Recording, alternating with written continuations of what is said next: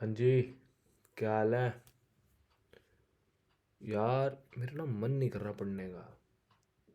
यार ये तो छोटे छोटे टॉपिक हैं, इनको तो बाद में कभी देख लूँगा। यार पेपर मुश्किल आए थे यार, मैं सही कर रहा हूँ नहीं कर रहा। अरे यार भाई मैं कैसे चल रहा हूँ यार, क्या कर रहा हूँ? 5 महीने रह गए हैं, क्या कर रहा हूँ? अब बहुत सोच लिया, बहुत कर लिया। अब एक गहरी सांस लो और आओ ये वीडियो स्टार्ट करता हूँ। ठीक है। हम्म। तो गाइस देखो, सीधी सी बात है, अपने रह गए 150 डेज। ठीक है। क्लियर कट बात है, 150 डेज मेरे रह गए हैं। ठीक है। 30 डेज चलो मान के चलता हूँ, जो बच्ची कुच्ची क्लासेस होंगी वो तुम पूरी कर कर लोगे, बिकॉज अब भाई अब कोई ऑफिस नहीं है, कुछ नहीं है। तुम्हें ये यही करना है और कुछ नहीं करना। तो भाई अपने दिन को, सबसे पहले चीज़ तो दिन को अपने दो टुकड़ों में बांटो। एक, अगर अर्ली मॉर्निंग वाले तो अर्ली मॉर्निंग वाले, लेट हो तो लेट, वो तुम्हारी इच्छा है, वो अपने हिसाब से बांट लो। जैसे फॉर एग्जांपल सुबह 6 बजे से लेके दोपहर में 12, 12:30, 1 बजे तो एक 6 आवर्स का एक पहले स्ट्रेच निकाल लो, जिसमें एक चीज बताता हूँ, अगर तुम सो के उठे हो, एक हैक दे रहा हूँ, सो के उठे हो तो भाई पहले सेल्फ स्टडी वाला पार्ट कर लो। ठीक है। इसको मिक्स एंड मैच कर लो कि पहले 3 घंटे बैठ के जो तुम्हें याद करना है, बैठ के नोट्स रिवाइज करने हैं, रिकॉल करने हैं, थॉर्टिकल सब्जेक्ट है या थॉर्टिकल टॉपिक है तो वो करना है, पहले वो 3 आवर्स वो करो। फिर 3 hours go for some video. ठीक है। कोई जो तुम रीजनल क्लास देख रहे हो या कुछ कर रहे हो, गो फ्रॉम वीडियो। सीधी सी बात है, बिकॉज भाई ये जो ट्रांस निकलेगा ना इसके बाद, ये वाला अगर सेल्फ करने जाओगे तो इफेक्टिव एफिशिएंसी कम आती है। भाई मेरे केस में होती थी, और मेरे जितने साथी बंधु थे उनके साथ भी होता था, तो वो इतना इफेक्टिवली निकल के नहीं आता था। ठीक है। तो वो 3 आवर्स में तुम कोई भी वीडियो जो तुम्हारा लेक्चर बचा हुआ है, जो टॉपिक बचा है, तुम उसको खींच दो, हो जाएगा बहुत आराम से। ठीक है। और 3 आवर्स तुम्हारे वीडियो वाले नहीं, जो 1.5 1.5 की स्पीड देख लेते नहीं, 3 आवर्स इफेक्टिव वाले कह रहा हूँ। ठीक है। देन आपका दोपहर का टाइम आ जाएगा, खाना पीना लंच वंच जो भी है, लंच करो, अपना 1 घंटे का नैप लो, जो करना है करो। ठीक है। 1 घंटे का नैप लेने के बाद गो फॉर रिमे अब फिर उसका तुम्हें कुछ नहीं करना है, मैं बताता हूँ, तुम नैप लेके उठोगे ना, एक चीज तुम्हें सिंपल बोल रहा हूँ, जब भी तुम सो के उठे हो, चाहे 2 घंटे के लिए पढ़ो, लेकिन गो फॉर सेल्फ स्टडी, जो तुम्हें याद करनी चीज वो करो। ठीक है। फिर तुम अपना खाना खाए, खाना हो गया, सो गए, 2 घंटे बाद उठे, फ्रेश माइंड है, थ्योरी उठाई, बुक उठाई और पढ़ना स्टार्ट। फिर 2 घंटे का थ्योरी का कोई भी जो भी तुमने पढ़ रखा है पहले उसका स्टेच उठा लो।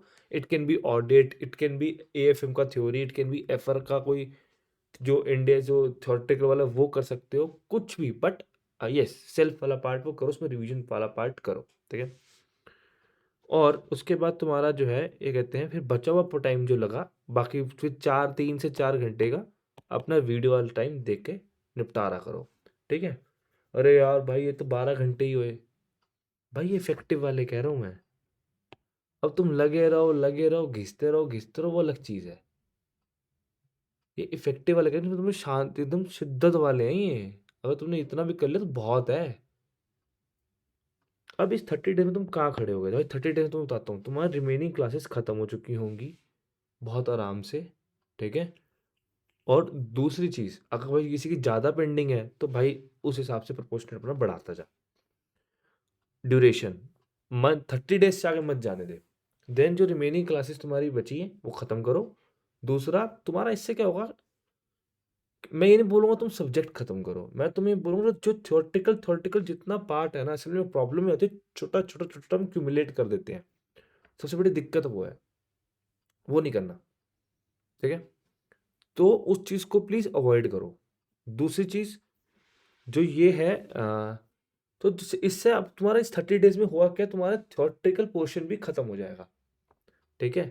थ्योरेटिकल पोर्शन से मतलब मैं पूरा थ्योरी वाला जो सब्जेक्ट है वो नहीं कह रहा, बट स्टिल थ्योरी सब्जेक्ट का तुम्हारा मेजर स्टेक खत्म हो जाएगा, और जितने प्रैक्टिकल सब्जेक्ट है उनका थ्योरी तो निपट ही जाएगा।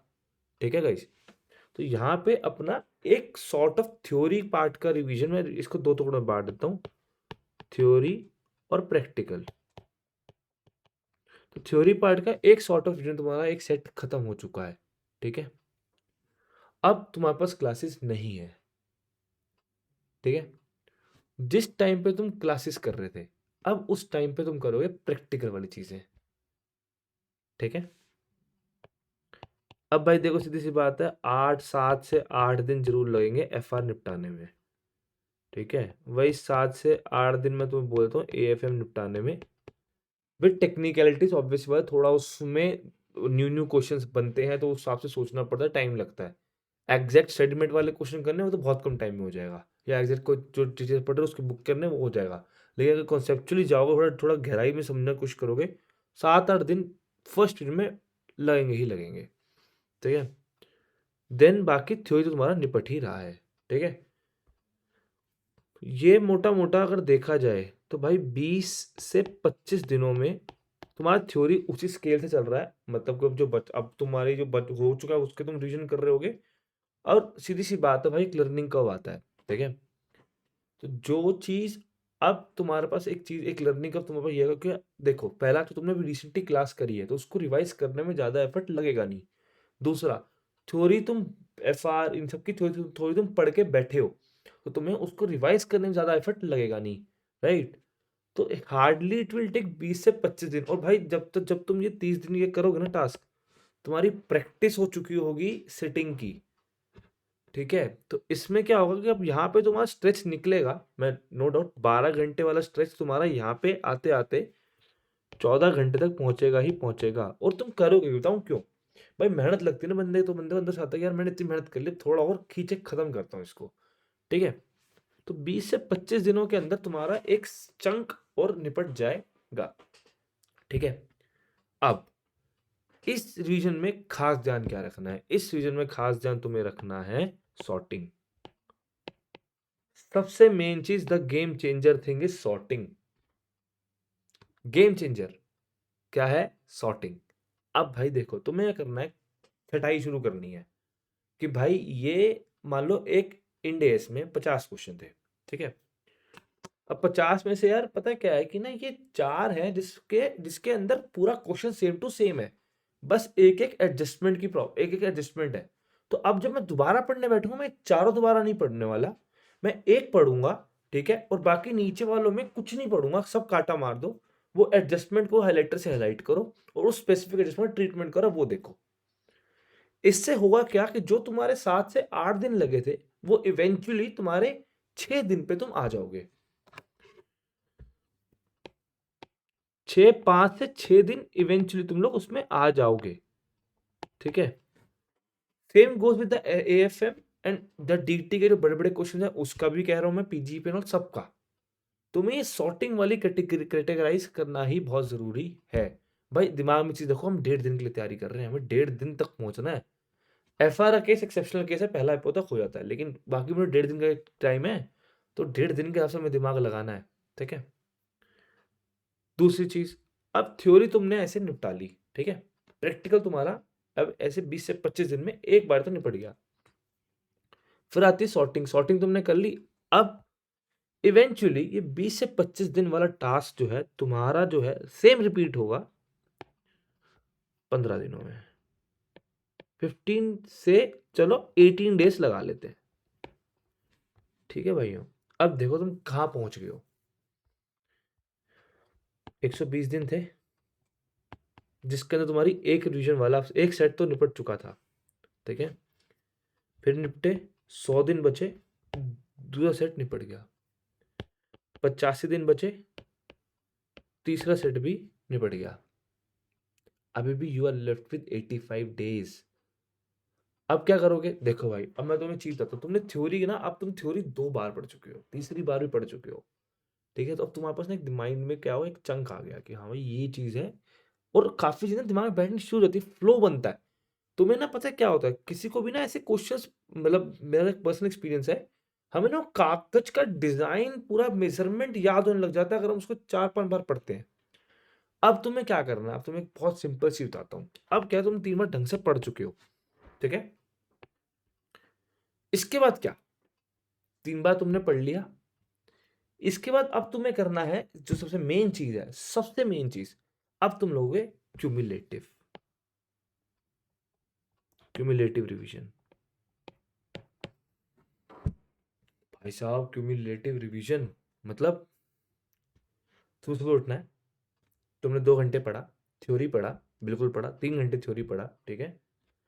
अब जो तुम रिवीजन करोगे, अब यहां से तुम रिवीजन करोगे, वो रिवीजन एक नए सीरीज से शुरू होगी, एक अलग अलग अलग लेवल आएगा तुम्हारे रिवीजन का। वो क्या आएगा, अब होगा गेम चेंज। अब तुम करो क्यूमुलेटिव रिवीजन थ्योरी के केस में। कैसे, आज मान लो आज तुमने तुमने सोचा मैं ऑडिट के 2 चैप्टर रिवाइज करूंगा। जस्ट एक रेफरेंस दे रहा हूं, चलो एक चैप्टर ले लो यार, मैं एक चैप्टर आज रिवाइज करूंगा, ठीक है। मतलब उसमें मैंने क्वेश्चंस मार्क कर रखे हैं, वो रिवाइज करूंगा, और मेरे नोट्स है मैं वो रिवाइज करूंगा, ठीक है। तुमने कर लिया। अब करने के बाद क्या हुआ, एक चैप्टर तुम्हारा रिवाइज हो गया। अब नेक्स्ट डे तुम बैठ रहे, जब तुम बैठ रहे हो नेक्स्ट डे करने, सबसे पहले जो तू करने, जब तू उठा है ना, उठती आधा घंटा लगा, 30 मिनट उसको दे जो तूने कल पढ़ा था, ठीक है। जो तूने कल पढ़ा था ना उसको दे, और फिर उसके आगे बढ़, उसको एक रीडिंग मार और आगे बढ़। सेम वे थर्ड डे, जो पहले और दूसरे दिन तूने पढ़ा उसको रीडिंग मार, फिर आगे बढ़। इवेंचुअली होगा क्या, मैं मानता हूँ 3 घंटे वाला टास्क है तुम्हारा 4 घंटे तक स्ट्रेच हो जाएगा। लेकिन जब तुम इस पूरी एक्टिविटी को 30 डेज तक कर लोगे, ये पूरी एक्टिविटी तुम्हारी 30 डेज तक चलेगी, ठीक है। 30 डेज तो खैर मतलब पॉसिबल ही नहीं है। मतलब देखो सीधी बात है, 30 डेज पे अगर तुम चलाते हो, राइट। एक सेकेंड यार, एक सेकेंड एक सेकेंड एक सेकेंड, यस।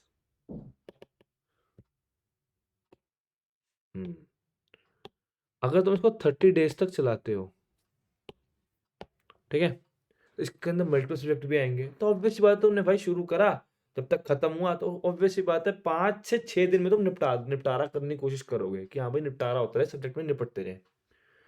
यहाँ पे तुम्हारा गेम चेंजर रहेगा, यहाँ पे तुम सबसे अलग हो जाओगे। इसको 30 डेज नहीं लेंगे, आई ऑल्सो नो, इसको आराम से तुम्हारे 40 दिन तो लेगा भाई ये, ठीक है ना।